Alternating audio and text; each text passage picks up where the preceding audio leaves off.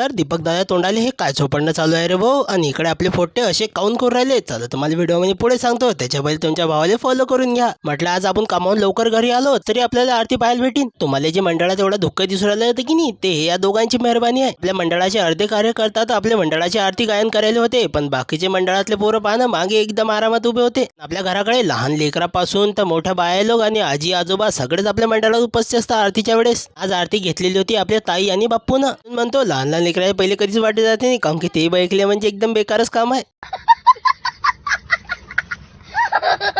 मस्त शांततेत भाऊ मंडळाची आरती झाली. मग तेवढंच आम्हाला माहित पडलं की आमच्या रानू मंडळाचा हात तुटला. असं वेळ ना वाया घालता आम्ही ना डॉक्टरला बोलवलं. डॉक्टर आला, तिच्या किडनीतला धागा काढला आणि तिच्या हाताला बांधून दिला. सगळ्या महिला मंडळामध्ये उत्सुकता की आम्हाला टिपऱ्या कधी खेळायला भेटतील. सगळी महिला मंडळ गेली डीजे वाल्याजवळ. डीजे वाल्याला म्हटलं मग इकडे तर महिला मंडळाचा कार्यक्रम चालूच होता. तेवढ्यात मग आम्हाला माहित पडले की आज होता भाऊ दीपक दादाचा वाढदिवस. मग आम्ही ना दीपक दादाला मनाच्या कोपऱ्यापासून वाढदिवसाच्या शुभेच्छा दिल्या. महात्मा गांधी लय मोठ्या गोष्ट सांगून झालं. त्याच्यातली एकच गोष्ट की केक कोणाच्या तोंडात जाऊ की ना जाऊ, पण फेशियल पहिलेच झालं पाहिजे चेहऱ्याचं.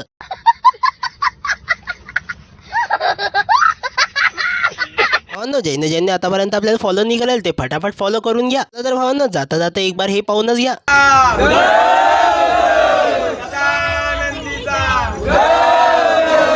तर भावांनो, भेटूया अशा एखाद्या नवीन ब्लॉग मध्ये. तोपर्यंत साठी जय श्रीराम.